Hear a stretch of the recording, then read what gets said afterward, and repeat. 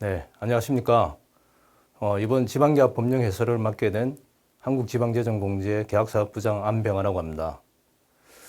이번 강의는 일단 목차부터 먼저 설명을 드리겠습니다. 목차는 첫 번째 지방계약 법령 개관, 두 번째 입찰 및 계약 방법의 구분, 세 번째 입찰 및 계약 집행, 요 세 개 장으로 나눠서 순서대로 설명드리도록 하겠습니다. 예, 첫 번째 지방계약 법령 개관입니다. 지방계약의 특성이죠. 일단 지방계약은 사법상의 계약입니다. 자치단체가 행정청의 지위가 아닌 사인의 지위에서 사경제주체로 수행하는 사법상 법률행위에 해당되므로 만약에 소송으로 진행이 되면은 행정소송 대상이 아닌 민사소송 대상입니다. 예외적으로 지방계약 법령에서 정하고 있는 입찰 참가자 제한 조치와 과징금 부과는 행정소송 대상입니다. 일단 민법의 기본 원리가 적용이 되고 있고요.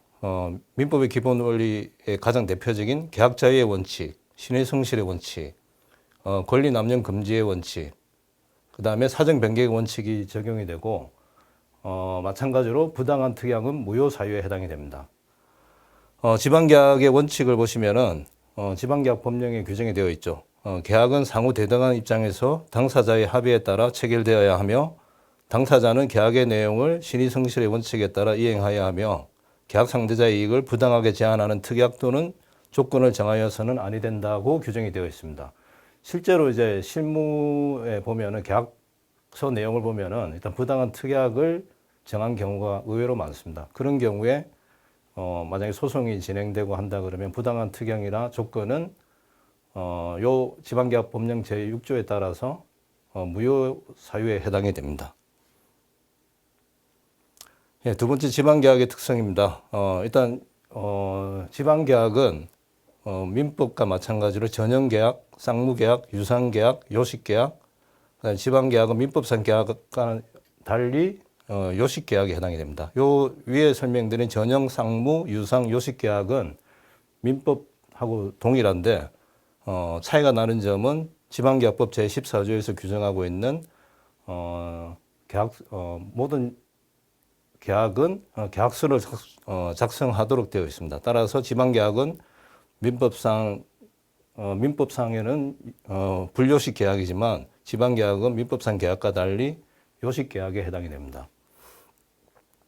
그리고 지방계약은 개인의 이익을 추구하는 일반적인 사법상 계약과는 달리 공공재, 생산, 그다음에 공공복리를 추구하는 목적 달성과 계약 담당 공무원의 자의적 집행을 방지할 필요가 있습니다. 이에 따라서 계약 관련 절차 규정을 지방계약 법령으로 운용을 하고 있고, 이러한 지방계약법의 성격은 훈시적 성격의 법규입니다.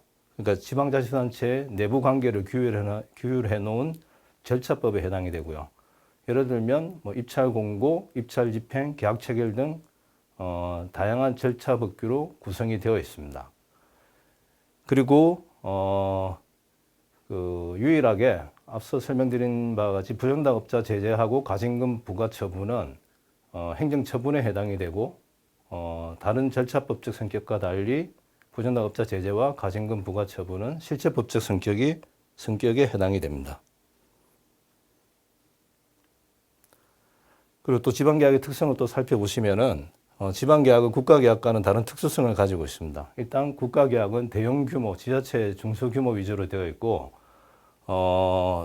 지방계약은 쓰레기 처리, 상하수도 공사, 거리 환경 조성, 지역 축제 행사, 무허가 단속 광고물 등 국가에서 볼 수 없는 계약 유형이 발생을 하고 있고, 또한 지역경제 활성화를 위한 지방건설업체 지원 요구가 하고 관련되어 있는 특성을 가지고 있습니다. 그리고 밑에 표를 살펴보시면은 일단 중앙조달하고 분산조달의 장점과 단점에 대해서 설명해 놨는데, 간단하게 중앙조달의 장점을 보시면은 규모 범위의 경제로 비용이 절감이 가능하다는 장점이 있는 반면에 단점으로는 수요기간, 수요나 지역사업에 특화된 물품 및 계약의 한계가 있습니다. 그리고 분산조달의 장점을 보시면은 중앙조달의 단점이 되겠죠. 예, 분산 조달의 장점을 보시면 수요 기간에 지역 사업에 특화된 물품 및 계약이 가능하다는 단점, 중앙 조달의 단점이 분산 조달의 장점이 되는 거고요. 그리고 분산 조달의 장점은 지역 산업이나 기업 보호에 유리하다는 장점을 가지고 있습니다. 그리고 지방정부 수요기간의 조달 역량 강화나 지방 분권에 부합된다는 장점이 있습니다. 그럼 지방계약 제도 연역을 살펴보시면은 구지방재정법에 제정이 되었고 지방재정법 안에 계약편이 별도로 장으로 구성이 되어 있었습니다. 그리고 1995년 지방자치제가 시행이 됐고 재정분권의 필요성이 대두되었고 이때 지방계약 업무는 국가계약법을 준용하도록 되어 있습니다. 여러분들이 잘 아시는 적격심사 기준은 당시 행정안전부가 제정해서 시행을 하고 있었고 그 외에 나머지는 국가계약법을 준용한다고 지방재정법에 규정이 되어 있었습니다. 그리고 2005년도에 지방계약법이 별도로 제정, 그 다음에 2006년도 1월 1일부터 시행이 됐습니다. 지방계약법 제3조에 보시면 교육, 과학, 체육에 관한 사항, 그 다음에 지방공기업법 시행규칙 제23조의 3, 그 다음에 지방자치단체 출자 출연 운영법 시행령 제12조에 보면은 일단 지방계약법을 준용하도록 또는 직접 적용하도록 규정이 되어 있습니다. 그다음에 지방계약 법령 체계를 보시면은 지방계약법 시행령 시행규칙으로 구성이 되어 있고 예규는 입찰 및 계약 집행 기준, 입찰 시 낙찰자 결정 기준, 그다음에 종합평가 낙찰자 결정 기준 등 다수의 예규로 구성이 되어 있고 기타 기준으로는 재해복구 예산 집행 운영 요령, 그다음에 국제 입찰 금액 고시 등 기타 기준으로 구성이 되어 있습니다. 그리고 계약 관련 법령 체계입니다. 계약은 이제 국가계약법하고 지방계약법이 있고 공공계약이라고 일반적으로 불리죠. 국가계약법, 지방계약법으로 구성이 되어 있고 국가계약법 적용 대상 기간은 뭐 정확한 개수는 아니지만 대체로 2,500여 개 정도로 파악이 되고 있습니다. 적용 대상 기관으로는 국가계약법 적용 대상 기관으로는 중앙부처, 공공기관, 국사리 바뀌고 지방계약법은 지방자치단체, 교육청, 공립초중고, 그다음에 지방공기업, 지방자치단체 출자 출연기관, 이 이제 지방계약법 적용 대상 기관입니다. 그리고 공통사항으로는 입찰 및 계약에 관한 주요 절차로 구성이 되어 있는데 국가계약법이나 지방계약법은 동일하게 과징금 부과나 부정당업자 제재 처분 외에는 거의 절차법으로 구성이 되어 있습니다. 그다음에 계약 관련 주요 개별법을 살펴보시면은 건설산업기본법, 그다음에 엔지니어링산업진흥법, 중소기업 제품 판로 지원법 등 계약 관련 주요 개별법이 많습니다. 아마 계약 업무가 가장 좀 어려운 이유가 지방계약법이나 국가계약법만 숙지해서 되는 게 아니고 개별 관련 법령을 다 숙지를 해야 된다는 게 아마 되게 힘들어 하시는 것 같은데 일단 공사하면은 당연히 이 절차법을 아셔야 되고 건설산업기본법 등 관련 개별 관련 법도 숙지를 하셔야 됩니다. 그 다음에 다른 법률과의 관계입니다. 이거는 국가계약법이나 지방계약법에 다 규정이 되어 있죠. 다른 법률에 특별한 규정이 있는 경우를 제외하고는 지방계약법령을 적용하도록 지방계약법 제4조에 규정이 되어 있습니다. 여기서 다른 법률이라 함은 조금 전에 설명드린 지방계약법 외에 다른 법령을 얘기를 하는 거죠. 건설산업기본법, 전기공사업법, 정보통신공사법 등 다른 법률에 특별한 규정이 있는 경우를 제외하고는 지방계약 법령을 적용하도록 규정이 되어 있습니다.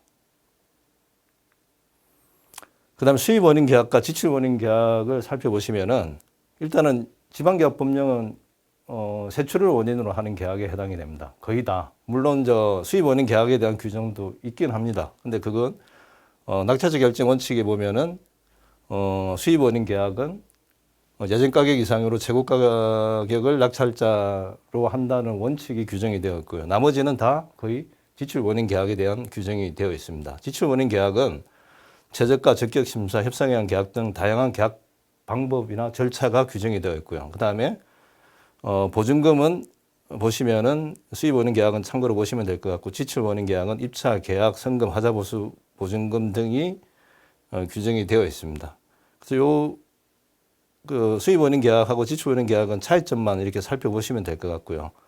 뭐 대가 지급, 그다음에 1인 입찰, 뭐 지출 원인 계약, 세출을 원인으로 하는 계약은 2인 이상 유효한 입찰자가 있어야 입찰이 성립이 되는 거고요. 수입 원인 계약은 최고가가 원칙이니까 일단 1인 이상 유효한 입찰자가 있어도 입찰이 성립을 하는 거죠. 그 다음에 입찰 시스템은 수입 원인 계약은 자산관리공사에서 운영하고 있는 온비드가 있고요. 그 다음에 지출 원인 계약은 조달청에서 관리 운영하고 있는 G2B 시스템이 있습니다. 그 다음에 계약의 흐름도를 살펴보시면은 첫 번째 계약 방법의 결정입니다. 계약 방법의 결정은 일단 예정 가격이 결정이 돼야 결정을 해야 되고요. 그 다음에 낙찰자 결정 방식, 그 다음에 계약 체결 형태, 경쟁의 방식, 그 다음에 수의 계약은 임의 규정이니까 수의 계약이 여부도 결정을 해야 되고, 계약 목적물면 뭐 공사나 용역이나 물품 등 계약 목적물로도 구분해서 계약 방법을 우선 결정을 해야 됩니다. 그리고 입찰 및 계약. 일단 입찰이 진행이 되면은 이제 낙찰자 결정을 하고 계약 체결, 그다음에 계약이 체결되면은 계약 보증서를 진구를 해야 되죠. 그리고 계약 문서도 진구를 해야 되고, 그다음에 계약 이행이죠. 계약 이행은 감독, 공사 같은 감독, 감리를 지정을 해야 되는 거고, 그다음에 성급 지급 요건이 되면 성금을 지급해야 되고, 그다음에 기성 대가 신청에 따라서 기성금도 지급이 돼야 되고, 그다음에 부정당업자 제재, 계약 이행 중에 부정당업자 제재 처분 사유가 있으면은 부정당업자 제재 처분을 해야 되는 거고요. 그다음에 우리 공사계약 일반 조건에 나와 있는 계약 해제 해지 사유에 해당이 되면은 계약 해제 해지 할 수 있고요. 그다음에 변경 계약, 예를 들면 뭐 설계 변경이라든가 물가 변동에 의한 계약 금액 조정 사유가 발생이 되면은 변경 계약을 체결을 해야 되는 거죠. 그 다음에 검사 및 사후 관리입니다. 일단 준공이 되면 준공검사, 그 다음에 준공금을 지급해야 되고, 그 다음에 하자보수 보증금을 진구를 하고 해야 되고, 그 다음에 하자검사, 연이에 하자검사를 실시하도록 되어 있고, 그 다음에 실적증명은 이제 또 발급을 할 수 있는 거고요. 그 다음에 정산 항목은 뭐 건강보험료나 정산 항목은 또 정산을 해야 되는 거고요. 이렇게 계약 흐름도를 살펴봤습니다. 그 다음에 순서대로 계약 방법의 결정입니다. 계약 방법은 계약 목적물, 그 다음에 계약 체결 형태, 경쟁 여부, 낙찰자 결정 방법별로 이제 계약 방법을 이제 결정을 해야 되는 거고요. 근데 계약 방법은 공사는 뭐 공사계약은 전문, 그 다음에 종합 여부, 그 다음에 소방전기 통신, 문화재 공사 등에 대한 이제 공사 계약, 그 다음에 용역 계약, 그 다음에 물품, 이렇게 계약 목적물로 구분을 할 수 있겠습니다. 그 다음에 계약 체결 형태별입니다. 요 앞에 확정, 총액, 단년, 단독, 요 빨간 걸로 표시해 놓은 게 원칙입니다. 일단 계약 체결 형태는 확정 계약의 원칙이고, 그 다음에 반대로 이제 정산 계약도 가능하도록 되어 있습니다. 그리고 총액 계약이 원칙이고, 그 다음에 단가 계약도 가능하도록 되어 있습니다. 그 다음에 단년도 계약이 원칙이고, 그 다음에 장기 계속 계약도 가능하죠. 그 다음에 단독 계약이 원칙이고, 그 다음에 공동 계약도 가능하도록 되어 있습니다. 그리고 회계연도 개시 전 여부에 따라서 회계연도 개시 전 계약이 있고 개시 후 계약이 있습니다. 그리고 경쟁 여부로는 PQ 대상 여부, 그 다음에 경쟁 입찰은 일반 입찰, 뭐 제한 입찰, 지명 입찰. 수의 계약은 금액 기준에 의한 수의 계약이 있고, 내용에 따른 수의 계약이 있습니다. 내용 기준에 따른 수의 계약이 있습니다. 요거는 뒤에서 다시 한번 살펴보겠습니다. 그 다음에 지방자치단체 입장에서는 직접 자치단체에서 발주하는 경우가 있고, 조달청에 계약 의뢰하는 경우가 있죠. 그런데 조달청 의뢰 여부에 따라서 조달청 계약 의뢰해서 이제 계약을 체결하는 경우가 있습니다. 그다음에 낙찰자 결정은 공사는 대표적으로 적격심사죠. 300억 미만인 공사는 적격심사를 입찰에 붙였을 때 적격심사를 하도록 되어 있고요. 그 다음에 300억 이상이죠. 300억 이상은 종합평가 낙찰제를 적용하도록 되어 있습니다. 이거는 국가에서는 종합심사 낙찰제라는 표현을 쓰고 지방계약법에서는 종합평가 낙찰제라는 용어를 쓰고 있습니다. 거의 유사하긴 한데 별도로 낙찰자 결정 기준이 예규로 규정이 되어 있습니다. 그리고 턴키, 대안, 그 다음에 기술 제한 입찰이 있습니다. 공사는. 그 다음에 용역 물품은 뭐 참고로 이제 적격심사, 협상, 2단계, 설계 공모, 경쟁적 대화 등 다양한 낙찰자 결정 방법이 있습니다. 그 다음에 낙찰자 결정 방법 및 개념을 살펴보시면은 첫 번째 적격심사 낙찰제죠. 적격심사 낙찰제는 예전 가격 이하로서 최저 가격으로 입찰한 자 순으로 계약이익 능력을 심사해서 낙찰자를 결정하는 제도고요. 그 다음에 종합평가 낙찰제는 입찰자의 입찰 가격, 공사 수행 능력 및 사회적 책임 등을 심사하여 합산 점수가 가장 높은 자를 낙찰자로 결정하는 제도입니다. 이거는 앞서 말씀드린 바와 같이 300억 이상 공사의 낙찰자 결정 방법으로 이제 종합평가 낙찰제를 적용을 하고 있습니다. 종합평가 낙찰제는 지금 현재 그 지방계약 법령에는 관련되어서 이제 규정이 있는데 공사, 물품 제조, 용역을 종합평가 낙찰제를 적용하도록 규정이 되어 있는데 현재 관련 예규가 공사밖에 규정이 되어 있지 않아 가지고 공사만 종합평가 낙찰제를 지금 적용할 수 있습니다. 물품 제조나 용역은 별도로 이제 종합평가 낙찰제 예규가 이제 제정이 돼야 되겠죠. 적용을 하려면. 그다음에 대형 공사는 일괄 입찰이 있고 그다음에 대안 입찰이 있습니다. 일괄 입찰은 뭐 턴키라고 하죠. 지방자치단체가 제시하는 입찰 기본 계획서 등에 따라 입찰 시에 설계서 등을 작성하여 입찰서와 함께 제출하는 설계 시공 일괄 입찰 방법을 얘기합니다. 그리고 대안 입찰은 원안 입찰과 함께 입찰자의 의사에 따라 대안이 허용된 입찰입니다. 그 다음에 기술 제한 입찰은 발주기관이 교부한 기본 실시 설계서 및 입찰 안내서에 따라 입찰자가 공사비 절감 방안 등을 포함한 기술 제안서를 작성하여 입찰서와 함께 제출하는 공사 입찰을 얘기합니다. 그 외에 희망 수량, 뭐 2단계 협상 이거는 이제 물품하고 그다음에 물품하고 용역에 적용되는 걸로 것으로 참고로 보시면 될 것 같습니다. 그리고 뭐 경쟁력 대화, 품질 등에 대한 낙찰자 결정, 유사와 물품의 복수 경쟁, 설계 공모, 물품 용역에 대한 이제 낙찰자 결정 방법을 설명해 놨습니다. 밑에 뭐 소액물품 최저가 낙찰제 폐지 요거는 참고로 보시면 될 것 같고요. 지금은 최저가 낙찰제는 없죠. 유일하게 물품 같은 경우 2단계 입찰에서 최저가가 있긴 한데 순수한 의미의 최저가는 아니고요. 왜냐하면 기술 1단계로 기술 심사를 하고 2단계로 이제 최저가이긴 한데 지금 현재 지방계약법령이나 국가계약법령에서 이제 최저가 낙찰제는 없다 이렇게 생각하시면 될 것 같습니다. 그 다음에 예전 가격 결정 순서입니다. 예산 가격은 예산에 계산된 금액을 얘기하고요.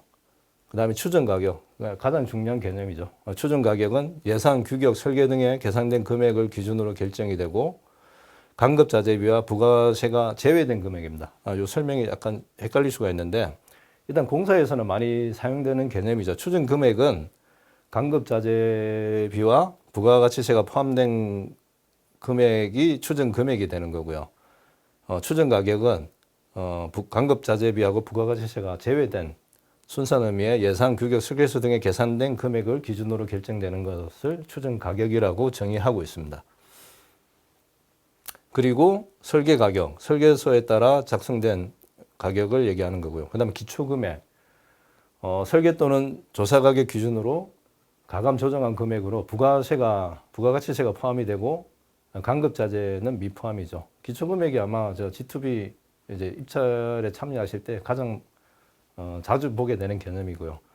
기초금액을 기준으로 복수예비 가격을 작성하게 되죠.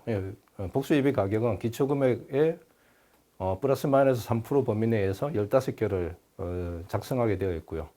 거기서 4개가 제일 많이 선정된 4개를 선정해서 산술 평균한 게 예정 가격이 되는 겁니다.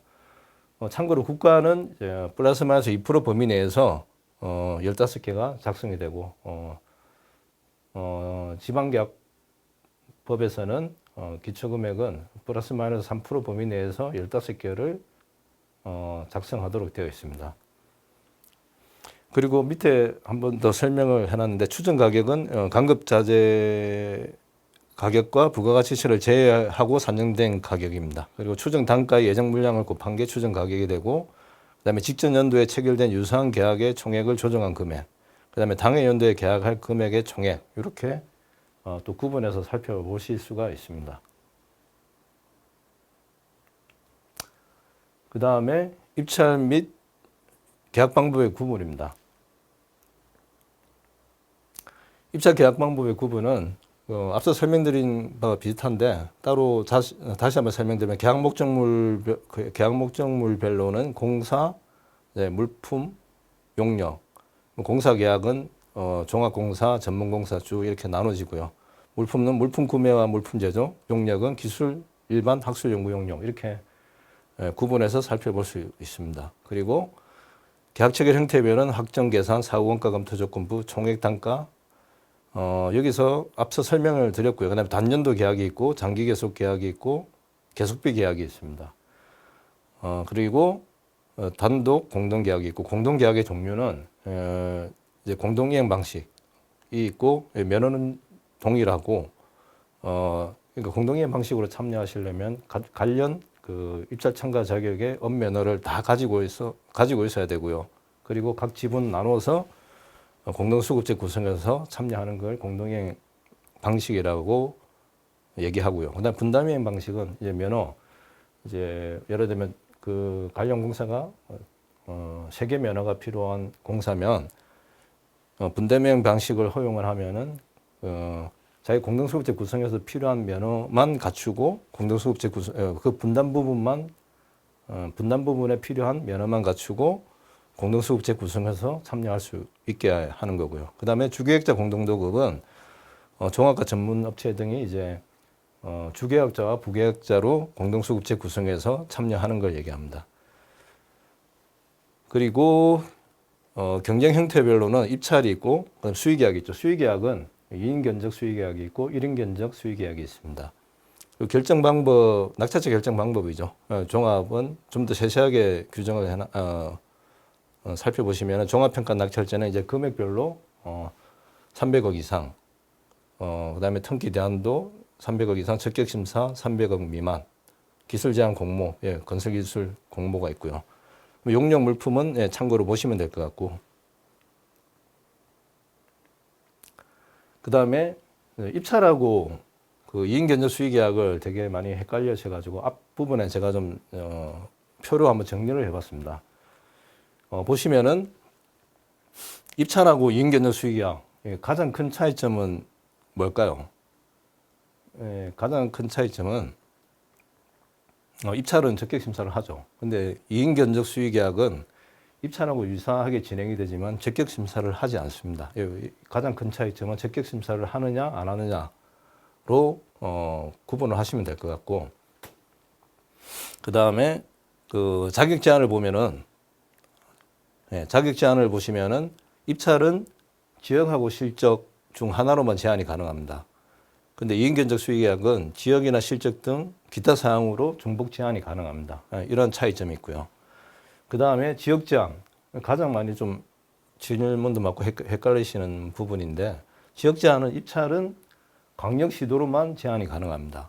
그리고 2인 견적 수의계약은 시도, 그 다음에 시군, 인접시도, 인접시군으로 제한이 가능합니다. 근데 2인 견적 수의계약만 가능하고 입찰은 기초로 제한하실 수가 없습니다. 이러한 차이점이 있고요. 그 다음에 하한율이라는 표현을 썼죠. 입찰은 추정 가격에 따라 평가 기준별 낙찰 하한율이 이제 차등이 되어 있습니다. 79.995%에서 87.745%까지. 그 다음에 2인 견적 수의계약은, 그러니까 입찰은 낙찰 하한율이라는 표현을 쓰죠. 근데 2인 견적 수의계약은 그 공사는 80.745%, 이게 하한율이죠. 그 다음에 용역 물품은 88%, 그다음에 2천만 원 이하 용역 물품은 90%로 이제 환율이 규정이 되어 있습니다. 그다음에 이런 차이점이 있고요. 그다음에 계약 미체결 시 입찰은 낙찰자가 계약 미체결 시 입찰 보증금을 세입 조치하도록 되어 있고, 그다음에 부정당 업자 제재 처분을 하도록 되어 있죠. 그리고 이인 견적 수의 계약은 일단 입찰이 아니죠. 입찰이 아니니까 입찰 보증금은 없죠. 근데 일단 입찰 보증금 세입 조치할 게 없는 거죠. 그리고 계약 예정자가 계약 미체결 시에는 이인 견적 수의 계약은 계약 예정자가 계약 미체결 시 해당 발주 기간에 한해 수의 계약을 3개월 배제하도록 되어 있습니다. 이런 차이점이 있습니다. 그다음에 수의 계약의 개념을 보시면은 입찰에 의하지 않고 견적 제출자의 견적 가격과 계약이행 능력 등 예규에서 정하는 기준에 따라 임의의 특정인을 선택해서 계약하는 걸 말하죠. 일단 장점은 경험이 풍부한 상대방을 신속하게 선택해서 품질 확보가 용이하고 절차를 간소화해 가지고 신속한 계약 집행이 가능하다는 장점이 있는 반면에, 일단 입찰의 원리가 배제가 되면은 계약 담당자의 자의가 개입하거나 불필요한 예산을 남용할 우려가 있습니다. 이런 장점과 단점이 있고,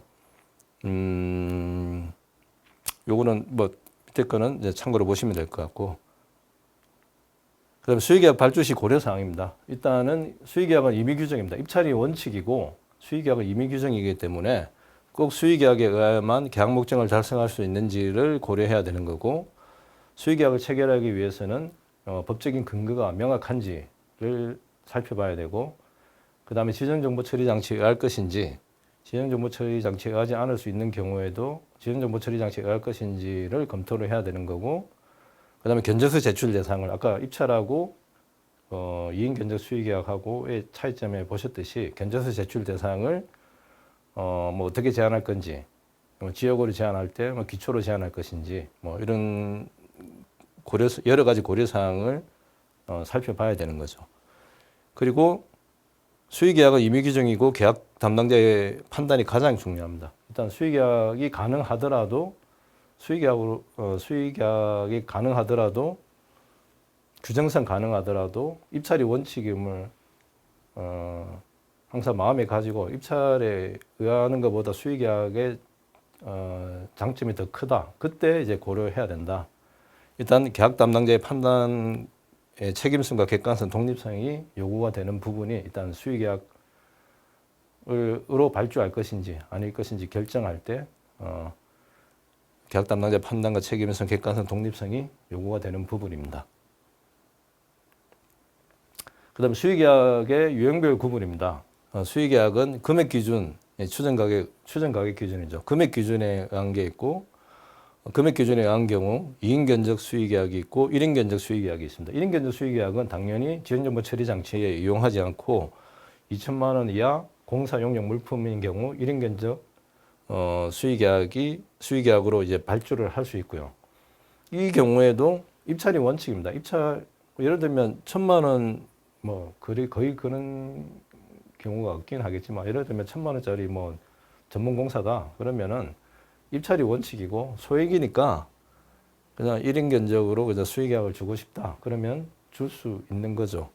그리고 2인 견적 수의계약은 이제 지연정보 처리 장치를 이용을 해야 되는 거고요. 이때 종합공사는 추정 가격이 2억 원 이하, 전문공사는 1억 원 이하, 전기정보통신 소방 등은 이제 8천만 원 이하, 그다음에 용역물품 기타 5천만 원 이하는 지연정보 처리 장치를 이용해서 2인 이상 견적 제출 공고를 할 수 있습니다.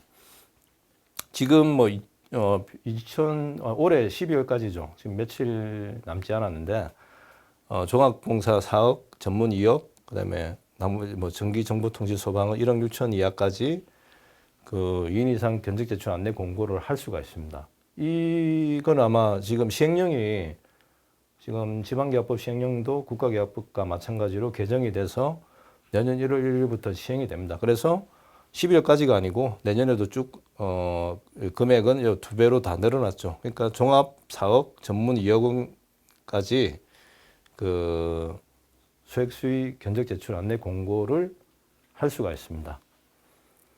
그 다음에 이제 하자 구분 곤란 등에 의한 수의계약이 있고 천재지변 등 천재지변 긴급한 행사 입찰에 붙일 여유가 없는 경우 등 천재지변에 의한 수의계약도 가능하도록 지방계약법 시행령 제25조에 규정이 되어 있고 그다음에 행정안전부의 수의계약 운영 요령에 관련된 규정이 다 있습니다.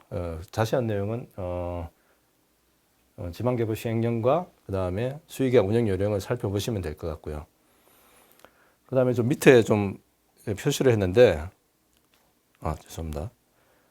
건설산업기본법에 따른 공사를 발주하는 경우 종합공사와 전문공사의 구분은 동법 제16조와 시행령 제21조에 따르도록 되어 있죠. 이때 지금 추정가격 2억 원 초과 4억 원 이하 전문공사를 종합공사로 발주하면서 관할 시군으로 지역 제한을 하면 안 됩니다.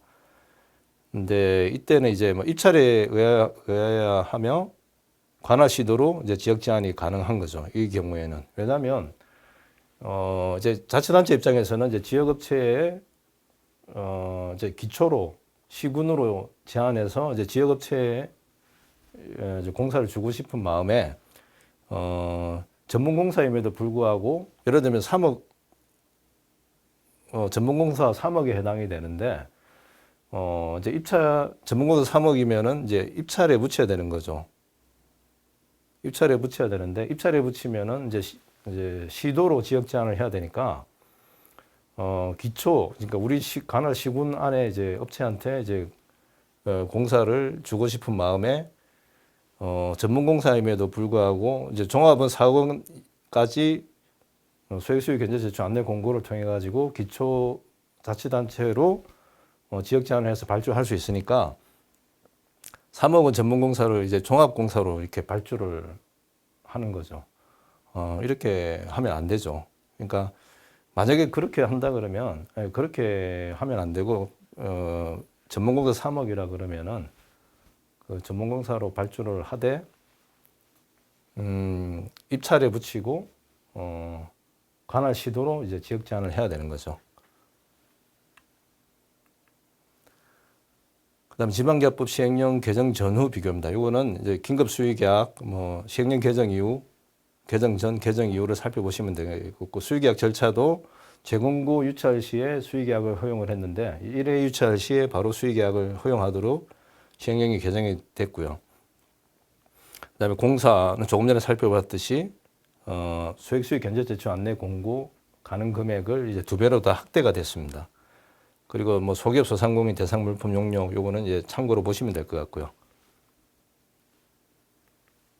그다음에 금액 규정의 1인 견적 수의계약입니다. 요거는 이제 1인 견적 수의계약은 추정 가격 2천만 원 이하인 이제 공사 용역 물품이 가능한 거고요. 그다음에 추정 가격 5천만 원 이하는 여성 장애인 기업 요거는 물품 용역에 해당이 되는 거고 요 밑에 이제 수의계약 요령을 살펴보시면은 1인으로부터 견적서를 제출받아 견적 가격을 거래 실력 가격 등과 비교해서 검토 후 품질 등을 고려하여 최종 계약 금액을 결정하도록 되어 있고요. 그다음에 수의계약 배제 사유에 해당이 되는 것은 이제 수의계약 운영 요령에 규정이 되어 있습니다. 거기에 따라서 배제 사유에 해당되는 자는 이제 제외하고 그다음에 지정정보 처리 장치에 의하지 않고 수의계약 체결이 가능하죠. 2천만 원 이하 공사인 경우. 그다음에 금액 규정의 2인 이상 견적 수의계약입니다. 요거는 이제 수의계약 절차를 살펴보시면은 준비 단계로 금액 규정에 부합하는지 여부를 확인을 해야 되죠. 일단 예정 가격을 작성을 하고 이제 제한 여부를 결정을 해야 되는데 말씀드린 대로 전문공사는 2인 견적 수의계약은 2억 원 이하만 가능하니까 추정 가격이 2억 1천만 원이면은 입찰에 붙여야 되는 거죠. 그러니까 일단 금액 기준에 부합하는지 여부를 확인을 해야 되고 예를 들면 1억 8천이면은 전문공사 2인 견적 수의계약이 가능하니까 공고 소액수익 견제 제출 안내 공고를 통해서 이제 계약 상대자를 결정할 수 있는 거고요.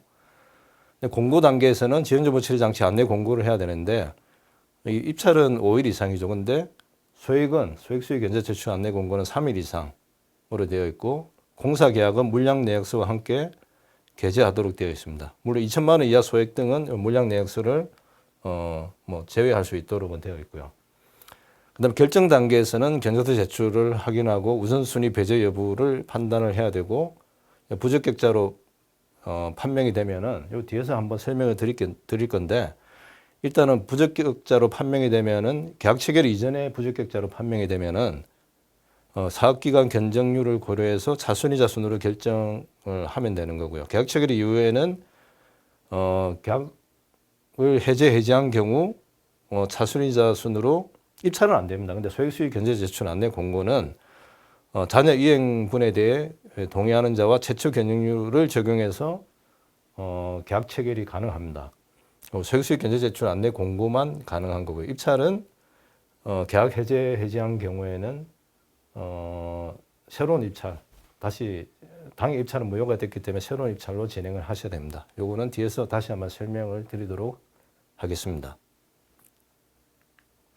그다음 지역 제한이죠. 지역 제한은 다시 한번 말씀드리지만 입찰은 관할 시도로만 제한이 가능한데 금액 기준에 의한 그 이익 견적 소액수익 견적 제출 안내 공고는 제한 기준은 공사 현장 또는 납품 소재지로 제한할 수 있는데 관할 시군 갈로 안에 있는 거는 뭐 시군 다만 광역시 안에 자치구와 군이 혼합되어 있는 경우로서 도서 지역인 군이 있는 경우 공사에 한하여 자치구 또는 군을 대상으로 제한이 가능하고 뭐 관할시군과 인접시군, 그다음에 관할시군과 인접자치구, 관할시도 또는 관할시도와 인접시도 이렇게 다양하게 지역 제한을 하실 수가 있습니다.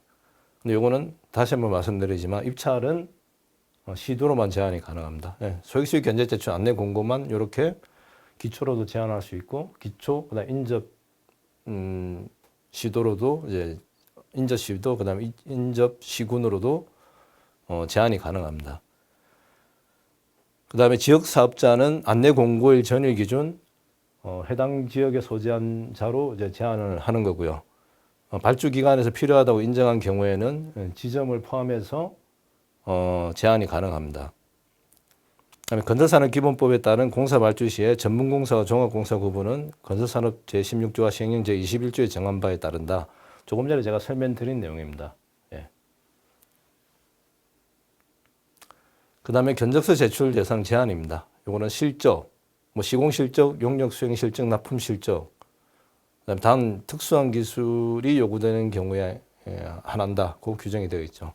그다음에 실적, 그다음에 규격, 재질, 품질, 인력 보유 상황이나 기술 인력 보유 상황, 장비, 시설의 보유 상황, 시공여율, 그다음에 제조 공장 또는 처리장, 그다음에 그 밖에 계약 담당자가 계약 목적 달성을 위하여 필요하다고 판단되는 내용으로 견적서 제출 대상을 제한하실 수가 있습니다. 이 제한할 수가 있는데 입찰은 아닙니다. 입찰은 되게 그 제한 방법이 지방계약법 시행령에 규정이 되어 있는 제한 방법 외에는 제한할 수가 없는데 그 소액수는 이제 소액은 이러한 방법으로도 제한이 가능하다고 이제 수의계약 운영 요령에 별도로 행정안전부 예규로 정해놨죠. 그다음 위에 제한 사항 중 한 개를 선택해서 지역 제한하고 중복 제한이 가능합니다. 그러니까 입찰은 예를 들면 뭐 실적하고 지역 제한을 중복해서 제한할 수 없도록 규정이 되어 있죠. 우리 뭐 제한 경쟁 운영 요령에 보시면 또 자세하게 설명이 되어 있습니다. 근데 소액수익 견제 제출 안내 공고는 지역 제한, 그다음에 실적 제한 또는 지역 제한, 뭐 시공여율 이렇게 중복해서 제한이 가능하다는 내용입니다. 그 다음에 금액 기준의 2인 이상 견적 수익이야 계약 상대자 결정 방법입니다. 공사는 예전 가격 대비 견적 가격 이게 87.75% 이상으로 쓴 최저가 업체가 이제 1순위가 되는 거고요. 그 다음에 뭐 용역 물품, 간행물은 이제 참고로 보시면 될 것 같고. 그다음에 일반 입찰이 원칙, 요거는 좀 중요해서 따로 별도로 설명을 해봤는데 일단 전문공사는 최종 가격 1억 원 초과인 경우 적격 심사를 통해서 낙찰자를 결정하도록 되어 있죠. 지금은 뭐 올해 그다음에 내년에도 뭐 시행령에 따라서 2억 원까지 2억 원 초과의 경우 적격 심사를 통해 낙찰자를 결정하도록 되어 있죠. 근데 이 경우에는 이제 낙찰안요 입찰에 붙이면 당연히 낙찰안요 80.745%가 적용이 되는 거고 예를 들어 뭐 다시 한번 말씀드리자면 수의계약은 임의 규정이고 입찰이 원칙이니까 입찰에 붙이면 낙찰 환율을 적용을 하는 거고, 예를 들면 뭐 1억 5천이다. 1억 5천인데 입찰에 붙이면은 낙찰 환율 87.745% 적격 심사를 해야 되죠. 87.745%가 적용이 되는 거고, 1억 5천인데 이제 소액수익 견제 제출 안내 공고 금액이 되니까 소액수익 견제 제출 안내 공고를 하면은 이때는 입찰이 아니죠. 일단 수익계약이니까, 이익견적 수익계약이니까 소액수익 견제 제출 안내 공고를 하고, 그때는 낙찰 환율이라는 표현을 쓰면 안 되는 거죠.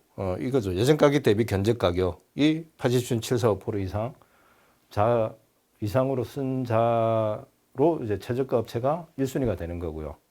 그리고 적격 심사는 하지 않죠. 그 업체가 이제 배제 사유가 있는지 확인하고, 배제 사유가 없으면 그 1순위 업체가 이제 계약 상대자가 되는 거죠. 그다음에 수익의 배제 사유는 한번 쭉 읽어보시면 됩니다. 견적서 제출 마감일 현재 부도 파산해서 영업 정지 등이 확정된 경우, 입찰 참가자의 제한 기간 중에 있는 자, 그다음에 견적서 제출 마감일 기준으로 부실 이행, 담합 행위, 입찰 계약 서류의 허위 위조 제출, 뇌물 제공 등으로 부정당 업자 제재 처분을 받고 종료일로부터 3개월이 지나지 아니한 자는 일단 배제 사유에 해당이 되고, 일단 자치단체나 지방자치법 적용 대상 기관은 이제 수익의 배제 사유 업체를 이제 관리를 하는 거죠. 그래서 만약에 그 소액수익 견제 제출 안내 공고 같은 경우 80.745% 최저가 업체가 이 배제 사유에 해당이 되면은 또 배제하고 2순위로 넘어가고 이제 그렇게 하는 거죠. 나머지는 한번 수익의 배제 사유는 그 수익계약 운영 요령에 별도로 규정이 되어 있습니다. 한번 살펴보시면 될 것 같고요. 예, 여기도 수익계약 배제 사유 여기까지 설명을 해뒀습니다. 그 다음에 적격심사입니다. 입찰은 적격심사를 해야 되는 거죠. 입찰은 적격심사를 하는데, 적격심사 개요를 보시면은 일단 능력을 갖춘 업체의 공사 원가에 근접하는 공사비를 확보해 주기 위해 99년 9월에 시행이 됐고요. 입찰 가격 이외에 계약이행 실적이라든가 기술 능력이라든가 재무 상태 등 이제 비가격적 요소를 종합해서 낙찰자를 결정하는 제도입니다. 공사는 추정가격 300억 원 미만, 300억 이상은 이제 종합평가 낙찰제를 적용을 하는 거고요.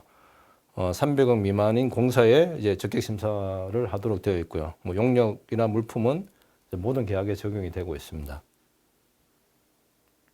그 다음에 적격심사 절차를 보시면은, 입찰 공고, 이제 개찰 및 적격심사 대상자를 선정을 하고, 적격심사를 하고, 만약 재심사 요청이 들어오면은, 예를 들면 재심사 요청, 부적격 통보 또는 후순위자가 신청을 하면은, 재심사를 신청을 하면, 통보일로부터 3일 이내, 재심 요청을 해야 되고, 접수일로부터 5일 이내 이제 재심사를 해야 됩니다. 그리고 이제 낙찰자 결정하고, 그 다음에 10일 이내, 낙찰자 결정 후 10일 이내 이제 계약을 체결하는 절차로 진행이 됩니다. 그다음 공사 적격 심사는 일단 표로 정리해 봤는데, 점수, 이제 적격 통과 점수, 이제 낙찰 환율 이렇게 표로 이렇게 나타내 봤습니다. 일단 그 금액이 적을수록 낙찰 환율은 높아지죠. 그 다음에 금액이 추정 가격이 높을수록 낙찰 환율은 이제 낮아지죠. 일단 수행 능력은 시공 경험, 기술 능력, 경영 상태, 접근성, 신인도 등으로 구성이 되어 있고, 부실공사 시 파급력 등을 고려해서 대형 공사일수록 수행 능력을 중점으로 이제 평가하도록 되어 있죠. 그러니까 이제 낙찰 환율이 이제 낮아지는 거죠. 2021년 이제 1월 기준, 이제 적격 심사 기준을 개정해 가지고 3억에서 10억 미만 전문 공사의 낙찰 환율이 원래 86.745%에서 87.745%로 이제 높아졌습니다. 예, 낙찰 환율의 이제 개념을 살펴보시면, 요즘은 그 입찰에 참여하시는 분들이나 이제 계약 담당자, 자치단체 계약 담당자 분들은 일단 그 이제 프로그램에서 이제 돌려가지고 뭐 패스와 페일 이렇게 나오니까 낙찰 환율의 개념에 대해서 별로 고민을 안 하시는데 일단 낙찰 환율의 개념은 아실 필요가 있습니다. 일단 입찰 가격 이외에 계약행 실적, 기술 능력, 재무 상태 등의 평점이 만점임을 전제로 했을 때 최저 가격으로 낙찰이 가능한 예전 가격 대비 입찰 금액을 의미합니다. 여러 가지 막 어떻게 설명해야 될지 고민을 하다가 이게 가장 근접한 설명인 것 같습니다. 일단 적격심사 시 낙찰 환율은 적격 통과 점수와 입찰 가격 평점 산식에 따라서 결정이 됩니다. 우리 그 행정안전부예규에 이제 입찰 시 낙찰자 결정 기준 이제 적격심사에 보시면은 그 산식에 요 낙찰 환율을 대비를 해 보시면은 왜 낙찰 환율이 나오는지 아실 수 있을 겁니다.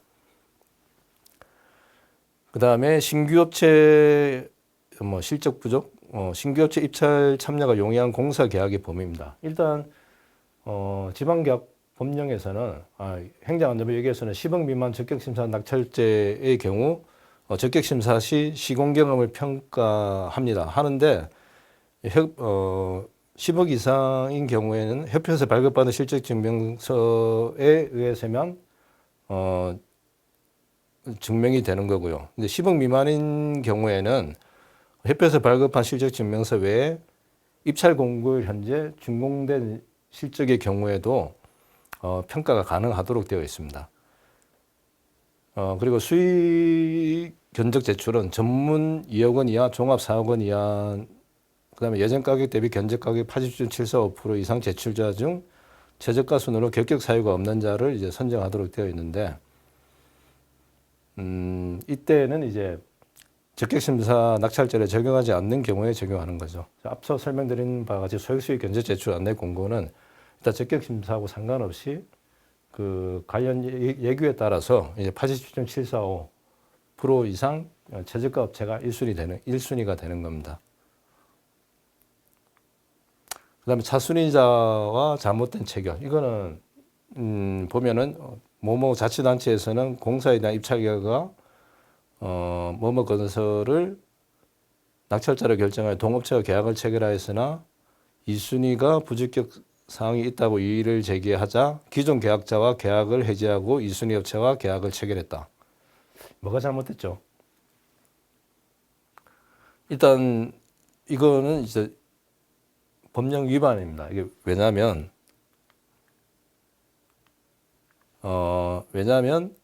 계약을 체결했죠. 계약을 체결하면은 당의 입찰은 종료가 된 겁니다. 그래서 2순위 업체가 부적격이 있다고 이의를 제기해서 확인해 보니까 1순위 낙찰자로 결정한 업체가 부적격한 게 밝혀졌어요. 그러면은 계약을 체결하고 난 이후 당의 입찰이 종료가 됐기 때문에 다시 2순위를 적격심사해 가지고 2순위를 낙찰자로 결정하는 게 아니고 그 당의 입찰은 종료가 됐기 때문에 새로운 입찰, 새로 공고를 다시 내야 되는 겁니다. 그래서 이건 업무 처리를 잘못한 거죠. 그래서 이미 계약을 체결한 이후에 부적격자로 판명되어 계약을 해지한 경우에는 새로운 입찰을 통해 계약 상대자를 결정을 해야 됩니다. 그럼 적격심사 감사 사례를 살펴보시면某某군에서는 적격심사를 포기하거나 낙찰업체가 계약을 체결을 거부했는데도 아무런 조치를 취하지 않았습니다. 이런 경우는 감사에서 지적을 당연히 받겠죠. 일단 정당한 이유 없이 적격심사 서류를 제출하지 않으면 부정당 업자로 제재 처분을 해야 됩니다. 하도록 되어 있죠. 그 다음에 낙찰자가 정당한 사유 없이 계약을 체결하지 않으면 입찰 보증금을 세입 조치하고 부정당 업자 제재 처분을 해야 됩니다. 그 다음에 낙찰자 및 계약 상대자 제외 시 결정 방법입니다. 요거는 중요해서 또 표로 한번 정리를 해봤는데 계약 체결 이전과 계약 체결 이후로 나눠서 살펴볼 필요가 있습니다. 이거는 이제 입찰, 적격심사를 하는 입찰은 계약 체결 이전에는 이제 부적격자로 판명되어 낙찰자 결정이 취소된 경우, 그다음 부도 등 사유로 적격심사 대상에서 제외한 경우에는 차순위자 순으로 순서대로 적격심사를 실시해서 낙찰자를 결정하면 되죠. 근데 이제 계약 체결 이후에는 조금 전에 설명드린 사례에서 보셨듯이 계약 체결 시 당초의 입찰은 계약 체결 이후에 계약 체결 시 당초의 입찰은 절차가 종료가 됐고 계약 체결 후 적격심사 서류가 부정 또는 허위로 작성된 것으로 판명된 경우에는 당의 입찰은 종료가 됐기 때문에 이순희한테 적격심사 서류 제출해서 적격심사를 하는 게 아니고 자격 입찰은 종료가 됐기 때문에 새로 입찰을 진행을 해야 된다는 내용이고요. 이와 달리 소액 견적 제출 안내 공고는 계약 체결 이전에는 거의 동일하죠. 부적격자로 판명되어 계약 상대자 결정이 취소나 그다음에 제외한 경우 계약 포기서 제출한 경우를 포함해서 사업기간 변경률 등을 고려해서 차순위자 순으로 결격 사유 없는 자를 계약 상대자로 결정이 가능합니다. 이거는 입찰하고 동일하죠. 근데 계약 체결 이후 소액 견적 제출 안내 공고는 계약 체결 이후에 해당 계약을 해지한 경우에는 입찰은 안 됩니다. 소액 견적 제출 안내 공고는 차순위자 순으로 결격 사유가 없고 잔여 계약 이행분에 대하여 계약 체결을 동의하는 자와 최초 계약 상대자의 견적률을 적용해서 계약 체결이 가능합니다. 이런 차이점이 있습니다. 계약 체결 이후하고 계약 체결 이후에 입찰하고 소액 견적 제출 안내 공고는 이러한 차이점이 있다는 것은 숙지를 하셔야 됩니다. 그 다음에 입찰 및 계약 집행입니다.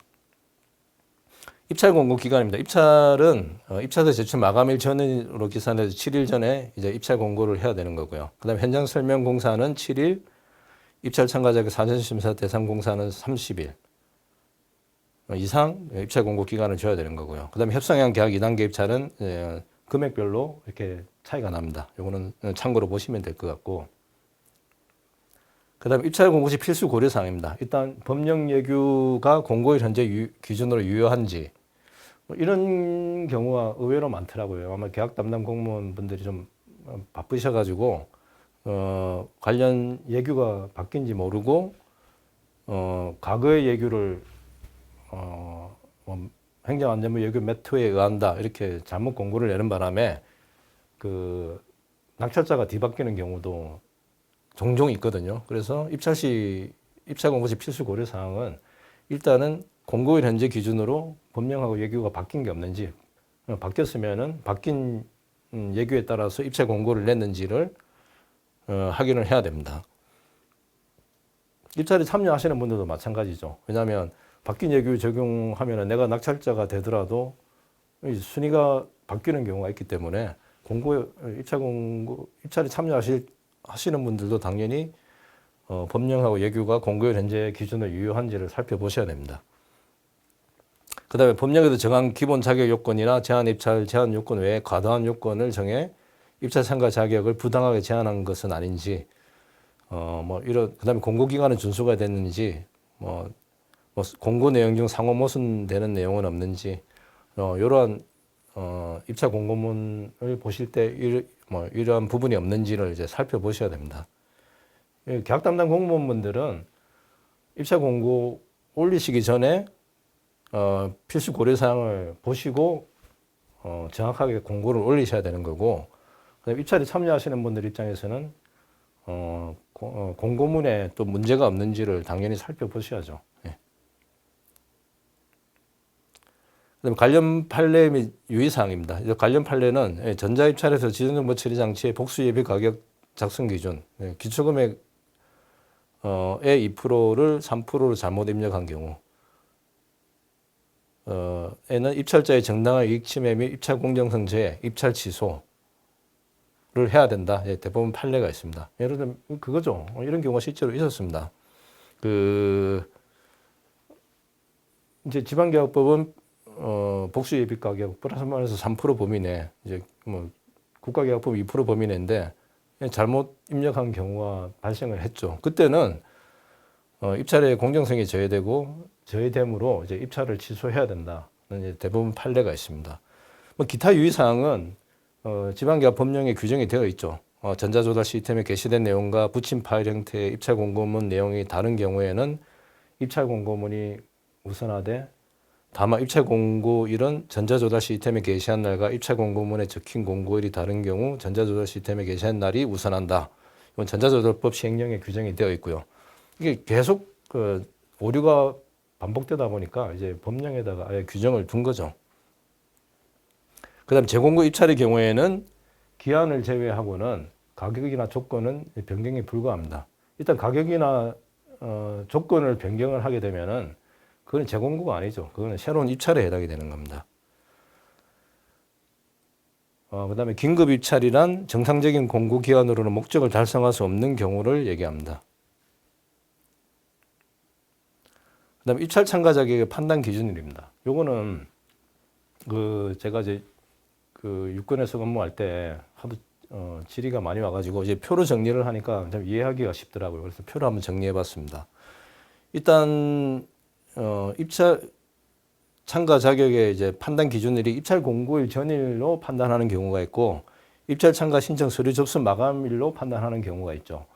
입찰 공고일 전일 현재 입찰 참가 자격이 있는지를 판단하는 경우는 지방계약법 제29조 제2항에 따른 지역 업무 공동도급 없이 지역업체, 그 다음에 시행령 제20조에 따른 지역이나 이제 동일 실적, 그 다음에 적격심사 세부 기준에 따른 지역업체 가산점 등에 따른 지역업체인지를 판단할 때는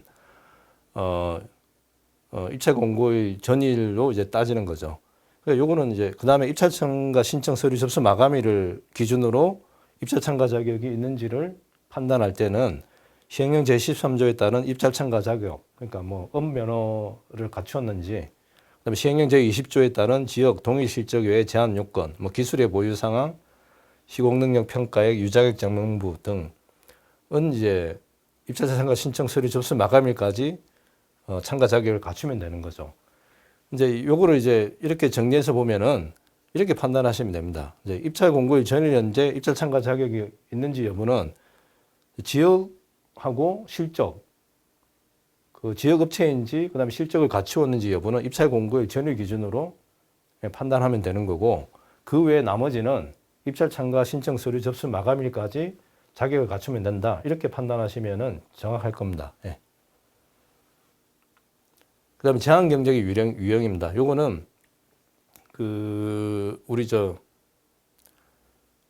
경쟁 운영 요령에 보시면은 또 상세하게 설명이 되어 있습니다. 예, 그거는 제한의 종류는 동일 실적, 기술 보유 상황, 시공 능력 평가에 지역 설비, 유자격 정명부 등으로 이제 제한할 수 있죠. 제한할 수 있고, 그다음에 뭐 종합공사 지역으로 제한하는 거는 종합공사는 100억 미만, 전문공사는 뭐 10억 미만 지역 제한이 가능하다. 자세한 내용은 시행령이나 이제 예규를 살펴보시면 됩니다. 그다음에 계약의 체결이죠. 계약은 이제 낙찰 후 10일 이내에 이제 계약을 체결하도록 되어 있고, 계약을 포기하면은 당연히 입찰인 경우는 입찰 보증금을 세입 조치하셔야 되고, 그다음에 그 부정납업자 제재 처분으로 이제 행정 처분을 해야 되는 거고요. 그다음에 계약 서류의 확인은 이제 5천만 원 이하는 이제 간이 계약이 가능합니다. 그다음에 계약 보증금은 5천만 원 이하는 계약 보증금을 면제를 할 수 있고, 이제 대신 이제 각서를 첨부를 해야 됩니다. 뭐 요거는 뭐 아까 또 살펴본 내용하고 비슷하니까 넘어가도록 하겠습니다.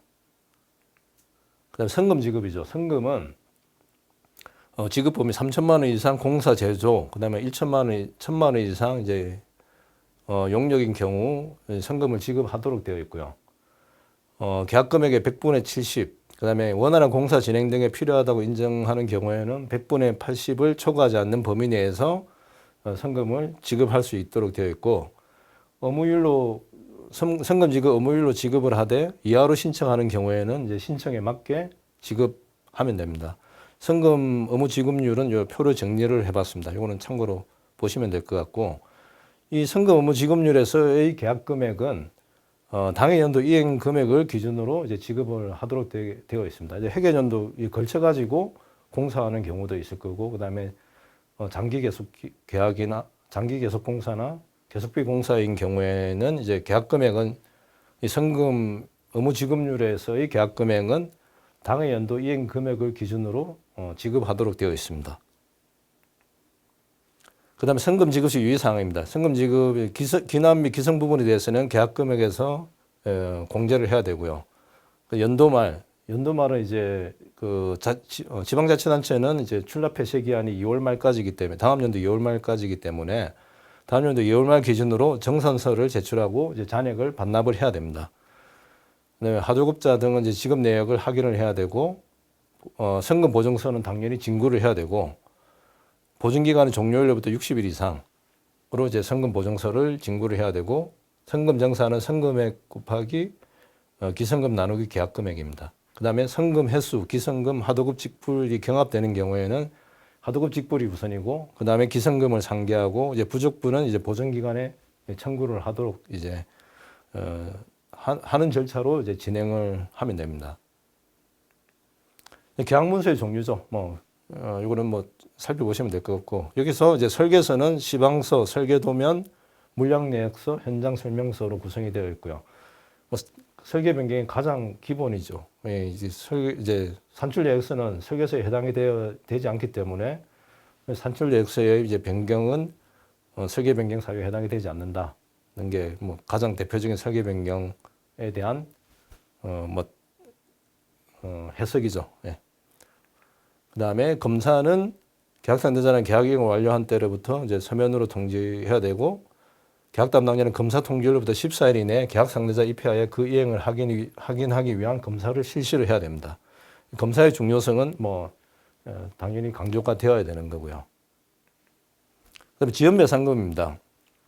지연배상금은 계약 상대자가 정당한 사유 없이 계약상의 의무를 이행하지 않은 때 이행을 지체한 계약 상대자에게 지연배상금을 납부하도록 해야 되는 거죠.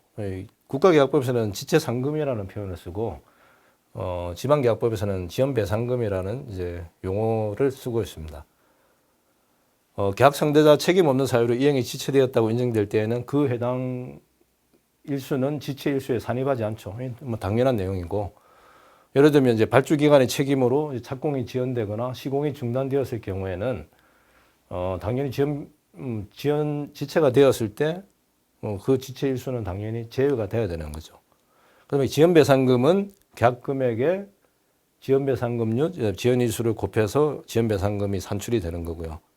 그다음에 지연배상금의 계약금액은 장기계속공사, 장기 물품 제조, 장기 용역 계약은 연차별 계약금액입니다. 이 계약금액을 기준으로 이제 지연배상금을 산정을 해야 되고요. 그다음에 기납 부분 검사를 거쳐 인수한 경우 그 부분에 상당하는 금액은 계약금액에서 공제할 수 있도록 하고 있습니다. 그리고 지연배상금은 계약금액의 100분의 30을 초과할 수 없습니다. 일단 100분의 30을 초과하기 전에 아마 발주처에서 계약 해제나 해지를 하겠죠. 그러니까 100분의 30을 이제 초과할 수 없도록 하고 있습니다. 그 다음에 지연배상금률은 이제 시행규칙 제75조에 규정이 되어 있으니까 보시면 될 것 같고, 그 다음에 지연일수는 준공기한 안에 준공신고서를 제출한 경우 준공검사에 소요된 기간은 이제 불산입하는 거고, 준공기한 안에 준공신고서를 제출한 후 시정조치가 있는 경우에는 시정조치 한 날로부터 최종 검사에 합격한 날까지 기간은 산입하도록 되어 있습니다. 계약기간 이후 준공개 접수 지연배상금 지연배상금을 아마 산정한 게 부적정한 거에 대한 내용인데, 요거는 뭐군에서 성면 처리 용역 계약인데 준공개 접수 후 최종 검사 합격까지 12일이 지연되었으나 4일간 지연배상금을 부과한 거죠. 잘못 부과해가지고 감사 지적을 받은 사항입니다. 용역 계약 기간 준공개가 접수가 그 계약기간 만료 이후에 접수가 됐기 때문에 지연배상금은 당연히 계약기간 만료일부터 지연배상금 산정이 들어가야 되는 거죠. 근데 잘못 산정을 한 거죠. 계약의 해제 해지입니다. 요거는 우리 공사인 경우 이제 계약문서에 첨부되는 공사계약 일반 조건에 다 나와 있는 내용입니다. 계약 상대의 책임 있는 사유, 그다음에 계약 상대의 책임 없는 사유. 계약 상대의 책임 있는 사유는 정당한 이유 없이 약정한 기회를 경과하고도 착수하지 않는 등의 사유가 있는 경우에는 계약 해제 또는 해지 사유가 되는 거죠. 그다음에 쭉 보시면 될 것 같고, 그다음에 계약 상대의 책임 없는 사유를 보시면은 이것도 지체상금이 아니죠. 지방계약법이니까 지연배상금이 당해 계약보증금 상당액에 달한 경우로서 계약기간을 연장하여도 완성할 가능성이 없다고 판단되는 경우에는 의무적으로 계약을 해제 또는 해지해야 되는 거죠. 이때 아마 기준이 아까 말씀드린 대로 뭐 30% 지연매상금은 30%를 초과하지 않도록 되어 있었지 않습니까? 그러니까 아마 그 30%가 기준이 되겠죠. 그 다음에 부정답업자 제재 처분입니다. 일단 맨 앞에 설명드린 대로 우리 유일하게 그 행정처분에 해당되는 게 이제 부정답업자 제재 처분하고 가징금 부과 처분입니다. 부정답업자 제재 처분을 살펴보시면은 공장의 입찰 또는 계약 이행 의무를 위반한 자에 대해 일정 기간 공공기관 입찰 참여를 제한하는 제도입니다. 제재 사유는 담화, 금품 수수, 계약 미체결 및 미이행 또는 부실 이행 다양하게 지방계약법 제31조 제1항 그다음에 시행령 제92조 제2항 각 호에 규정이 되어 있습니다. 제재 기간은 1개월 이상 2년 이하의 범위 내에서 정하도록 되어 있고요. 그다음에 제재 대상은 계약 상대자, 그다음에 입찰자, 그다음에 지정 정보 처리 장치를 이용해서 견적서 제출자까지 제재 대상으로 규정이 되어 있습니다. 그럼 제재 주체는 물론 각 지방자치단체도 되고 이제 위탁 시에는 자치단체장뿐만 아니라 조달청장도 제재 주체가 될 수 있습니다. 그다음에 입찰 참가 자격 제한 사유는 우리 법 그다음에 시행령에 나와 있는 내용을 정리를 해봤습니다. 요거는 한번 살펴보시면 될 것 같고요. 그다음 1차 참가 자격 제한 절차입니다. 일단 1차 참가 자격 제한 사유가 발생을 하면은 계약 이행을 당연히 독촉을 해야 되죠. 바로 부정답업자 제재 처분이 아니고 그래도 2회 3회 독촉을 하고 계약 포기 시에는 뭐 입찰 보증금을 환수를 하고 계약 해지 시에는 계약 보증금을 환수를 해야 되는 거죠. 그다음에 처분 사전 통지 및 의견 청취를 해야 되고 이 의견 청취 이제 청문 절차에 관해서는 행정절차법에 규정이 되어 있습니다. 그리고 이제 지방계약법 시행규칙 제76조에 의해 규정이 되어 있고요. 그 다음에 이제 부정답업자 제재 처분 요청을 해야 되는 거고, 자치단체마다 계약심의위원회가 구성이 되어 있죠. 계약심의위원회에 이제 안건을 제출을 해야 되고, 그 다음에 계약심의위원회에서 심의를 해야 되죠. 위반 사항별 제재 기간을 심의를 하고, 심의 생략 가능한 경우는 별도로 규정이 되어 있고요. 그 다음에 심의 기간 제한 기간까지 심의가 끝나면은 이제 부정답업자 제재 처분을 이제 통지를 해야 되는 거죠. 이런 절차대로 진행이 됩니다. 그 다음에 수의계약 배제와 부정답업자 제재 비교를 한번 살펴보시면은 수의계약 배제는 수의계약 운영 요령에 규정이 되어 있고 부정답 제재 처분은 행정처분에 해당이 되기 때문에 법에 명확한 근거가 있어야지 가능하죠. 요거는 이제 부정답업자 제재 처분은 지방계약법 제31조, 영 제92조, 시행규칙 제76조에 규정이 되어 있습니다. 이 제재 주체는 동일하게 다 지방자치단체장이 제재 주체고 공개 방법은 수의계약 배제는 내부 시스템에 입력 또는 명단 관리가 되어 있고 요즘은 이제 자치단체마다 결격 사유 수의계약 배제 업체를 별도로 이제 시스템을 구축을 해가지고 관리를 하고 있더라고요. 근데 부정답업자 제재 처분은 이제 지형정보 G2B에 별도로 게재하고 있죠. 그다음에 제한 사항은 수의계약 배제는 해당 자치단체와 수의계약을 체결이 불가능한 거고 부정답업자는 전 공공기관 이제 모든 계약 그러니까 수의나 입찰은 다 체결이 불가합니다. 범위가 훨씬 더 넓죠. 그다음에 계약 체결 시 주의 사항은 계약 체결 전에 수의계약 배제 업체를 조회해서 수의계약 그 업체가 조회가 되면은 수의계약에서 배제를 해야 되는 거고 부정답업자 제재는 계약 체결 전에 지정정보 처리 장치를 통해 부정답업자 제재를 조회를 해서 만약에 조회가 되면은 제외를 해야 되는 거죠.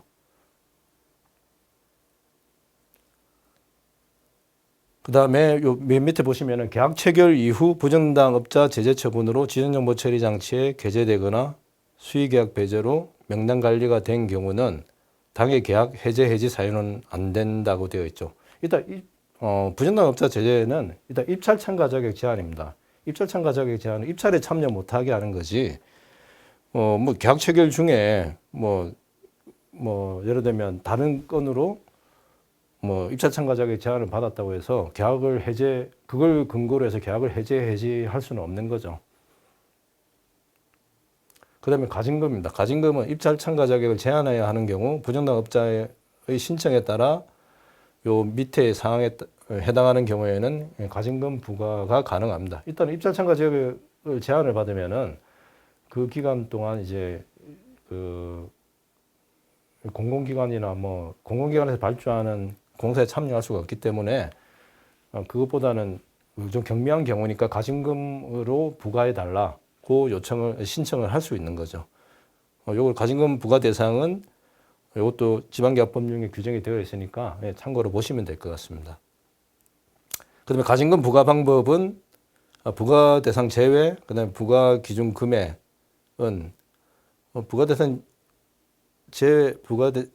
가징금 부과 대상 제외는 이거는 좀 중대한 경우죠. 중대한 경우에는 가징금 부과 대상에서 아예 제외해버린 거죠.